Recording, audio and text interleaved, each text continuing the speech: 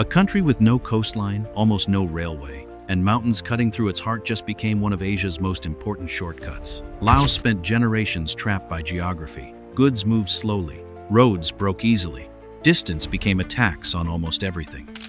Then China poured billions into a railway through the mountains, part of a much larger $20 billion bet to redraw the map of mainland Asia. But this was never just about trains. It was about trade, power, debt, and a new route around the sea. It was about whether a small, landlocked country could turn isolation into leverage. And it was about whether China was building a lifeline for Laos or a leash. Before we answer that, make sure you hit like and subscribe, because to understand why this railway matters, we have to start with the trap Laos was born into. Laos's geography trap. Laos has always had one problem it could not negotiate with: location.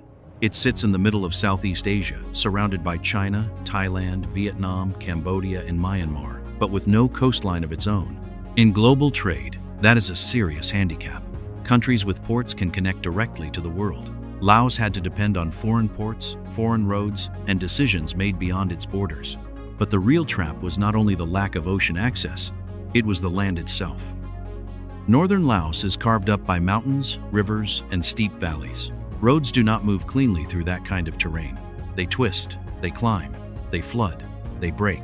A shipment that should have been simple could become a slow, expensive journey through dangerous mountain passes. For businesses, that meant higher costs. For farmers, smaller markets. For the country, it meant being physically close to some of Asia's fastest growing economies, but economically far away from them. Laos was not isolated because it lacked ambition. It was isolated because the ground underneath it made connection brutally difficult. Before 2021, Laos had only a tiny railway system, barely enough to matter in global trade. The country sat in the heart of Asia, but the terrain had turned it into a dead end. China's railway offered a different answer, not by moving the mountains, but by cutting a path through them. Mountains become doorways.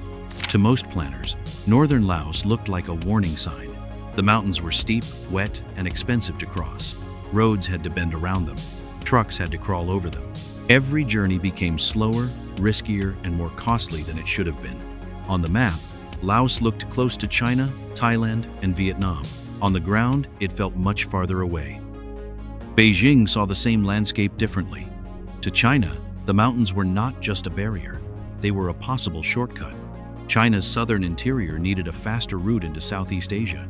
The ocean was still important, but it was distant, crowded, and vulnerable. A railway through Laos could create something more direct, a land bridge from China's interior to the markets of the south. That changed the meaning of the terrain. The same mountains that had kept Laos isolated could become the reason the country mattered. If a railway could cut through them, Laos would no longer be a dead end. It could become a passageway. China was not looking at Laos as just a poor landlocked neighbor. It was looking at the country as the missing piece in a much larger system. And once Beijing saw that opening, the question became how far it was willing to go to build it. China's opening move. The railway through Laos was never just a train line. For Beijing, it was part of a much larger design. The idea of a pan-Asia railway had existed for generations, but it always seemed too expensive, too difficult, and too risky to build. Laos was mountainous. Its economy was small. The engineering challenge was brutal. For most governments, the project looked impossible. Then came the Belt and Road Initiative. Suddenly, the calculation changed. China was no longer thinking about one country at a time. It was thinking in corridors, routes that could connect factories, borders, ports, markets, and political influence across entire regions. In that bigger picture, Laos stopped looking like a remote country trapped between larger neighbors. It started looking like the missing link between China and Southeast Asia. If that link could be built, China would gain more than a railway. It would gain a direct route south, a new channel for trade, and a way to pull mainland Southeast Asia closer into its economic orbit. That was Beijing's opening move. Take a country the world saw as isolated and turn it into a strategic route. But to make that route real, China and Laos had to challenge the force that had shaped the country for generations, the map itself, betting against geography. The Laos section alone was expected to cost around $6 billion. For a large economy, that would be serious. For Laos, it was almost existential. At the time, that figure was close to half of the country's entire GDP. This was not a normal infrastructure upgrade. It was a national gamble. If the railway failed, Laos could be left with decades of debt tied to a project too expensive to abandon and too important to ignore. Critics warned that the trains would run half-empty, tickets would be out of reach, and freight would never become large enough to justify the cost. And at first, that fear made sense. But the upside was enormous. If the railway worked, Laos could stop being a country trade moved around and become the country trade moved through. It could turn distance into revenue, mountains into leverage, and isolation into bargaining power. This was the core bet. Laos could remain poor but relatively safe behind its geography, or it could borrow against a future the railway might create. That is what made the project so risky. The cost came first. The payoff would only come later if passengers came, if freight moved, if businesses followed, and if the rest of Southeast Asia connected to the line. The price was terrifying. The promise was historic. Now the builders had to prove that geography could actually be beaten, forcing the line through. This is where the project stopped being strategy and became an engineering war. The railway stretched more than 400 kilometers through some of the hardest terrain in Southeast Asia. More than half the route had to pass through tunnels or across bridges. Engineers drilled into mountains, raised concrete viaducts over valleys, and forced steel through a landscape that had defeated roads for generations. The numbers sound almost unreal. 75 tunnels and 167 bridges. That is not a normal railway. That is a line carved through resistance. And before workers could even build, they had to confront something buried under the soil: unexploded ordnance. Laos was one of the most heavily bombed countries during the Vietnam War era. And in many areas, construction crews were not just clearing land, they were clearing danger left behind by history. Every kilometer carried risk. The terrain fought back with rain, rock, jungle, and altitude. The past fought back from underground. Still, Chinese engineering teams pushed from both ends, turning valleys into bridge decks and mountains into doorways. When the line finally opened in December 2021, the symbolism was impossible to miss. A country that once had almost no meaningful railway suddenly had a modern steel spine running through its mountains. But opening the railway was only the first test. The real question was whether anyone would use it. From doubt to momentum, the world did not greet the railway with universal applause. Many critics saw it as a white elephant, a project built more for politics than people. Too expensive, too ambitious, too large for a country with only a few million people. The fear was simple. The trains would run half-empty, ordinary Lao citizens would not be able to afford the tickets, and freight would never become big enough to justify the debt. At first, that criticism sounded reasonable. Then the line began to fill. By early 2025, the railway had cleared more than 48 million passenger trips. That number matters because Laos has only about 7 million people. This was not just a few tourists taking novelty rides. The railway was changing how movement worked inside the country. Families could cross distances that once took most of a day. Students could travel between rural provinces and the capital with a freedom their parents never had. Farmers who once depended on nearby buyers began seeing a path toward larger markets. It did not fix Laos overnight, but it changed what was possible. A country defined by broken roads, long delays, and difficult terrain suddenly had a fast spine running through it. Doubt began turning into momentum. The railway was no longer just a debt burden on paper or a political symbol in a press release. It was becoming part of daily life. But the real power of the line was not in the passenger cars. It was in what started moving behind them: freight. Freight becomes power. Passenger trains can change how people move. Freight trains can change how economies work. That is why the cargo cars mattered so much. Once goods began flowing through Laos, the country was no longer just a difficult place to cross. It became part of a larger supply chain. By the end of 2025, the line had moved more than 70 million tons of cargo, and the cargo was changing. This was not just timber, minerals, or raw materials. The range of goods expanded into thousands of categories: electronics from China, fruit from Thailand, minerals from Laos, farm products, consumer goods, and machinery. That variety mattered as much as the volume. It meant the railway was not simply extracting resources. It was turning Laos into a passageway for the region's inventory. Farmers, traders, factories, border towns, and logistics companies were being pulled into a system that barely existed before. Laos was starting to shift from a country goods moved around to a country goods moved through. That is where freight becomes power. Every container moving across the line pulled Laos closer to China, closer to Thailand, and closer to the center of mainland Southeast Asian trade. The geography trap had not just cracked, it was becoming a business model. And once freight started moving at that scale, Laos's neighbors had to face a new question. What happens if they do not connect? Regional dominoes. Once freight began moving through Laos, the railway stopped being only a Laos story. It became a regional signal. Thailand understood the pressure first. Bangkok had moved carefully on its own high-speed rail plans. The cost was high, the politics were complicated, and deeper rail integration with China came with obvious concerns. But after the Laos line opened, hesitation became expensive. If Thailand failed to connect, it risked watching a new trade route form right at its border without fully taking part in it. A railway link to Nong Khai, and eventually to Bangkok, was no longer just an infrastructure dream. It became a way to stay inside the new map of Asian trade. Vietnam faced a similar problem. Its ports still mattered, its factories still mattered, but if inland freight could move faster through Laos and Thailand, Vietnam could not afford to remain the slower route. Cambodia, too, began looking for ways to plug into this emerging spine. This is the domino effect in real time. One country built a shortcut, and suddenly every neighbor had to rethink its position.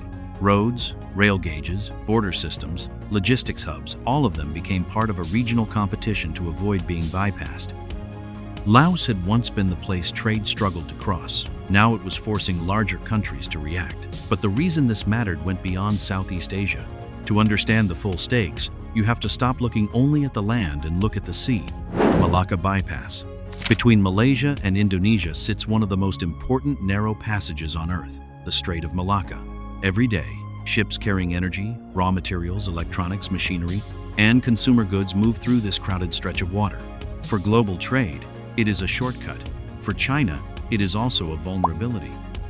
So much of China's economy depends on goods moving safely across the ocean that one crisis in this narrow lane could send pressure through factories, ports, and supply chains far beyond Southeast Asia.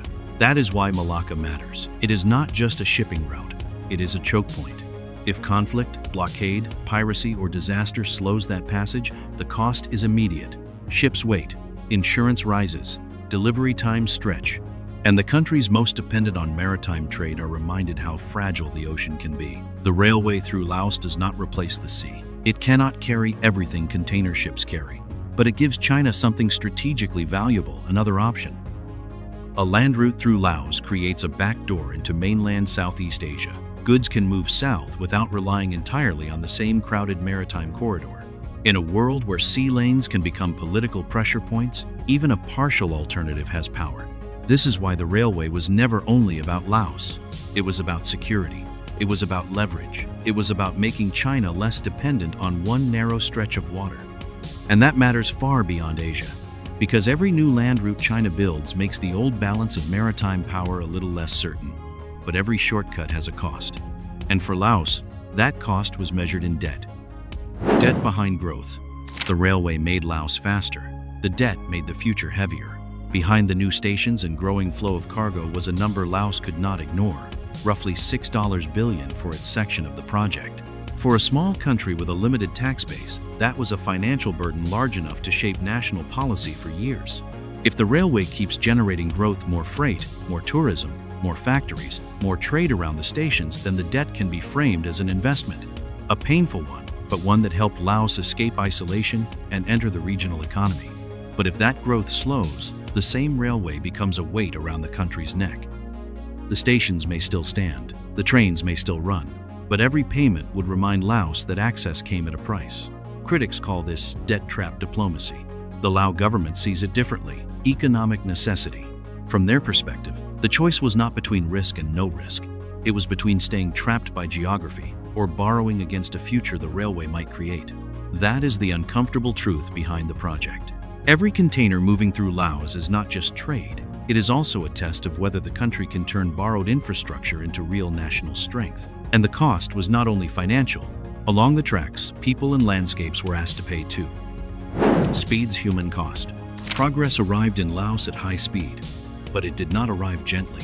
To carve the railway through the country, builders had to cut into mountains, clear forests, raise concrete pillars across valleys, and push tracks through places where villages had lived for generations. From a national distance, this looked like modernization. On the ground, it looked more personal. Land was taken, families were moved, Familiar paths were blocked by fences, stations, and rail corridors built for a future local people had little power to shape. The train connected Laos to the world, but in some places, it also divided the people living beside it. A village that once moved as one community could suddenly find itself split by barriers and security zones. A farm that once fed a family could become part of a construction site. A quiet town near a station could become a real estate target almost overnight.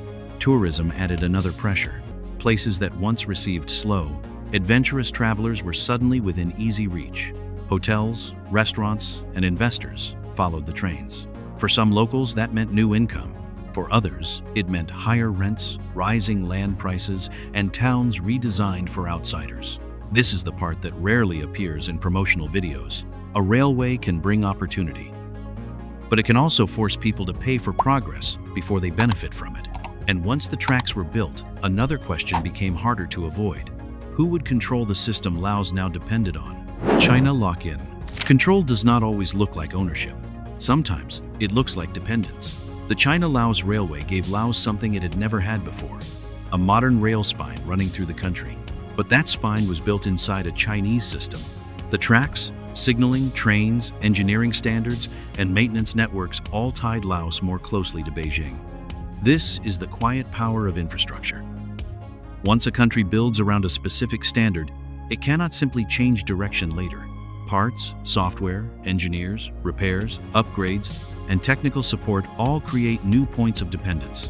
On paper, this is practical. China built the line, financed much of it, and brought the engineering capacity needed to make it work. But over time, practical dependence can become strategic dependence.